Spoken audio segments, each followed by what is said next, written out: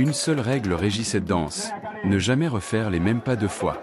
Une erreur, et c'est tout un village qui vous regarde échouer. Voici le Zaouli.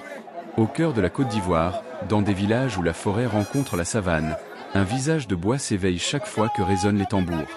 Un visage qui n'est ni tout à fait humain, ni tout à fait divin. Un visage qui danse.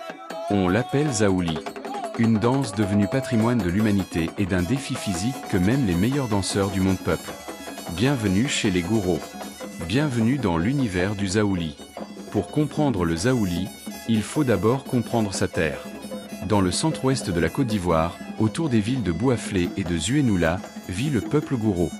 Une communauté pour qui le masque n'est jamais un simple objet décoratif.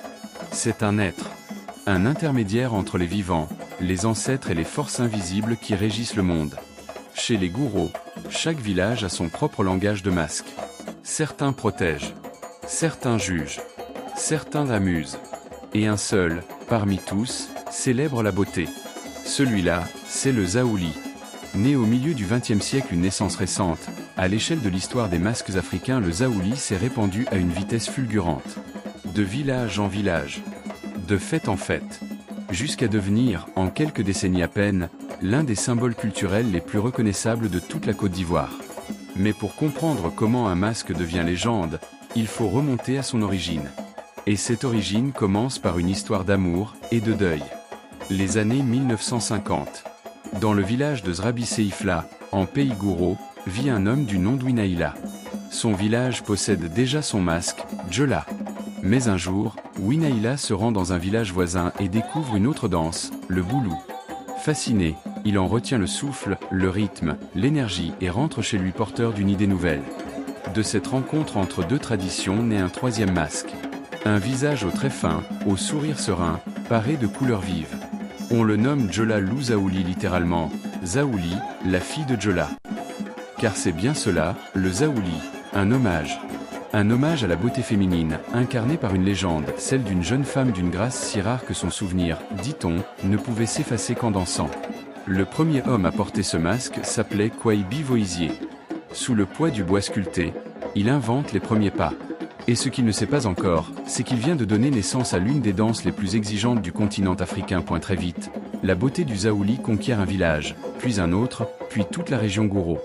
Le masque se multiplie, se réinvente, chaque sculpteur y ajoutant sa propre vision, chaque communauté sa propre légende. Aujourd'hui, on dénombre cette grande variante du visage Zaouli.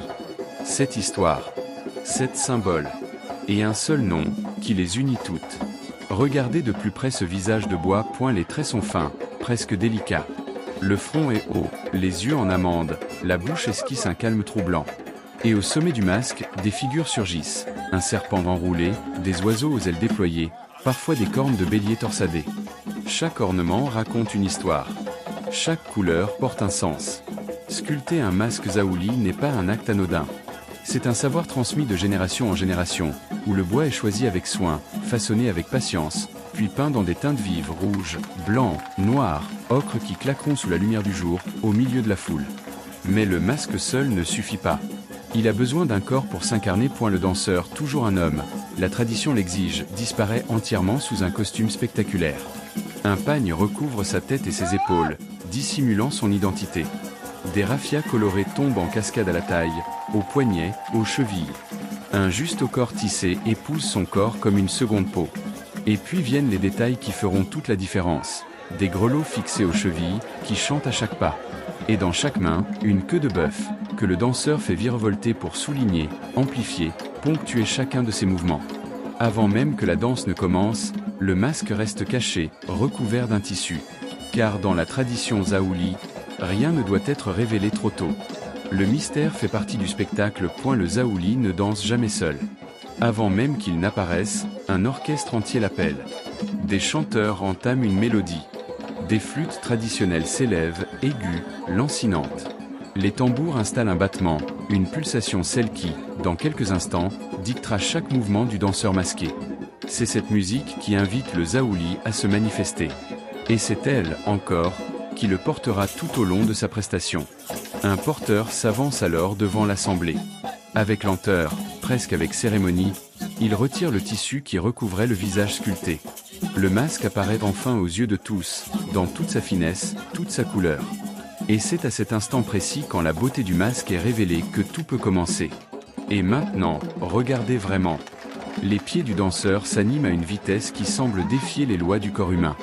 Talons, pointe, appui croisé, chaque mouvement claque, précis, millimétré, en parfaite synchronisation avec les flûtes de l'orchestre. Ce que vous regardez n'est pas seulement de la technique. C'est une prouesse.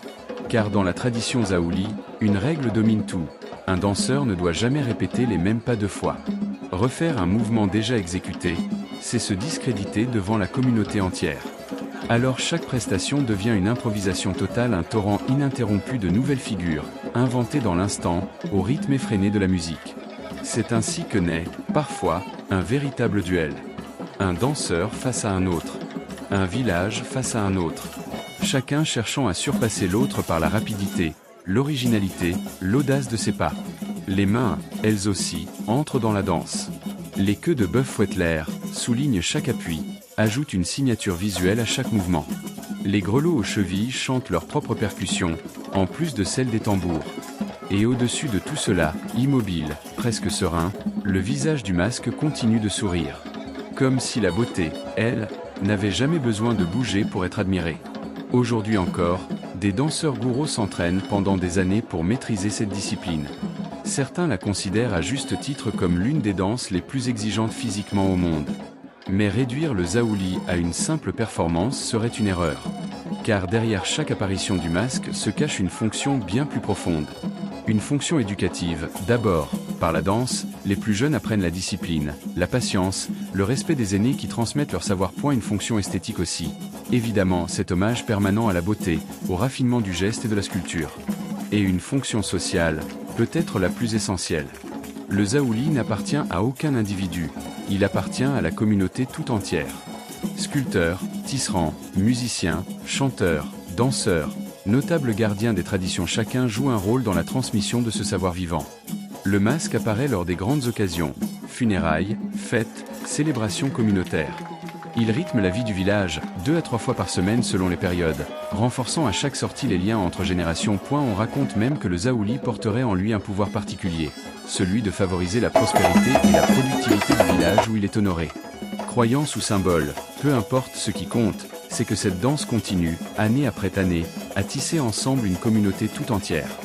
Pendant des décennies, le Zaouli a dansé loin des projecteurs internationaux, connu surtout des communautés gourous et des amateurs avertis de culture ivoirienne. Parmi eux, un certain Félix Houphouët-Boigny.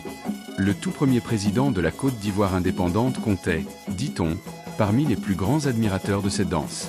Puis, le 6 décembre 2017, tout change. L'UNESCO inscrit officiellement le Zaouli sur la liste représentative du patrimoine culturel immatériel de l'humanité. Une reconnaissance solennelle, qui consacre non seulement une danse, mais tout un écosystème. La sculpture, le tissage, la musique, le chant et les hommes et femmes qui, génération après génération, font vivre cette tradition. Depuis, le Zaouli a connu un nouveau destin. Diffusé sur les réseaux sociaux, des vidéos de danseurs aux jambes étourdissantes de vitesse ont fait le tour du monde. Des millions de vues. Des commentaires médusés.